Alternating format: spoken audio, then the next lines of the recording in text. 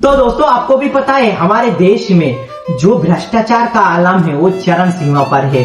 आप कहीं भी राज्य पकड़ लो, किसी भी राज्य को आप उठा के देख लो, चाहे बीजेपी उसमें हो, चाहे कांग्रेस हो, चाहे अदर पार्टी हो, वहाँ भ्रष्टाचार इस मामले में इतनी ज्यादा तरीके से हो रही है, लेकिन उसमें बोलने वाला कोई नहीं है। यदि आप बोलते हो तो उसमें क्या होता है कि आप देशद्रोही हो, आप बीजेपी के सपोर्टर नहीं हो, आप कांग्रेस के सपोर्टर नहीं हो, आप इसके सपोर्टर उसको सपोर्टर हो, यही आ जाता है निकल के।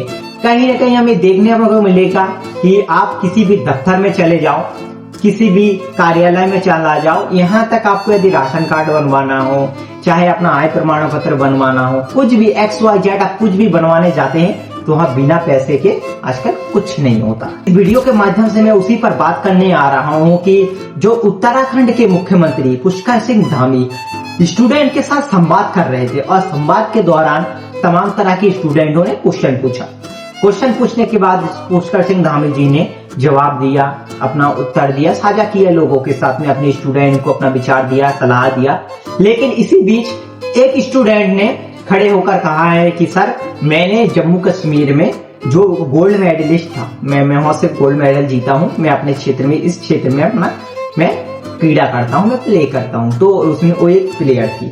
तो ऐसी है बात। उन्होंने इसके बाद कहा है कि सर मैं इसके बाद मैं इंटरनेशनल के लिए सिलेक्ट हो गई थी और सिलेक्ट होने के बाद जब मैंने वहां जाना चाहती थी, खेलना चाहती थी, तब वहां मेरे को डिमांड किया गया है, उनके द्वारा 1.5 लाख रुपए की रिश्वत मांगी गई। लड़की गरीब होने के कारण वो रिश्वत नहीं दे पाई, मतलब वो उनके पास पैसे नहीं है तो कहां से दे जाएंगे। तो दोस्तों जब पुष्कर सिंह धामी जी को ये बात पता चली और लड़की ने जब बड़े मंच में सबके सामने खड़े होकर इस बात को दोहराया है और पूरा जो है सन्नाटा हो गया, पुष्कर सिंह धामी जी ने इस पे कोई आपत्ति नहीं करती थी, बोला बैठ जाओ बैठ जाओ बैठ, ठीक है। ऐसा करके आप क्या दर्शाना चाहते हो? कहीं ना कहीं हमारे पुष्कर सिंह धामी जी को जो उत्तराखंड के सीएम है उनको इस बात को दोहराना चाहिए था और यहाँ कड़ा एक्शन लेना चाहिए था कि बेटी आपके साथ क्या हुआ, किसने किया, उस पर हम कठोर कार्रवाई करेंगे। आप मेरे को बताइए, मैं इस प्रदेश का एक मुख्यमंत्री हूँ, आप मेरे को नहीं बताएंगे तो मैं अच्छे से कैसे इस पर एक्शन करवा पाऊंगा, कार्रवाई करवा पाऊंगा। तो कहीं ना कहीं इस प्रकार का सांत्वना देना चाहिए था, लेकिन नहीं, उनको बिठा दिया गया है। और इसके बाद 2 दिन बाद ही उस लड़की का एक और वीडियो आ जाता है और वीडियो में लड़की क्या बोलती है कि जो मैंने वहाँ कॉन्फ्रेंस हॉल में जहाँ मुख्यमंत्री जी से संवाद करने का मौका मिला, वहाँ मैं अपनी बातों को अच्छी तरह से प्रस्तुत नहीं कर पाई।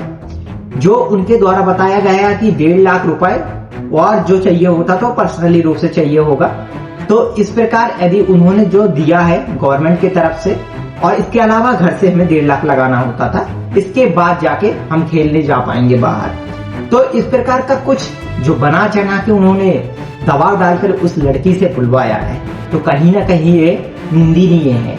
आप करप्शन को छुपा नहीं सकते, आपको मानना होगा कि आपके नाकों तले करप्शन चल रहा है। तो कहीं ना कहीं आपको करप्शन पर लगाम लगाने की जरूरत है, ना कि इन लड़कियों को डराकर धमकाकर आपको बातों को लोगों के सामने सोशल मीडिया पर सभी सुधारने की जरूरत है। नहीं, कहीं ना कहीं इस देश में यदि कोई लड़की अपनी योग्यता क्षमता के आधार पर जाकर गोल्ड मेडल जीत के अब इंटरनेशनल खेलने जा रही है, तो कहीं ना कहीं सर आपसे रिक्वेस्ट करता हूं कि आप कार्रवाई नहीं कर पाएंगे तो इस प्रकार का दबाव डाल के उनकी आवाज को दबाने का कोशिश मत कीजिए।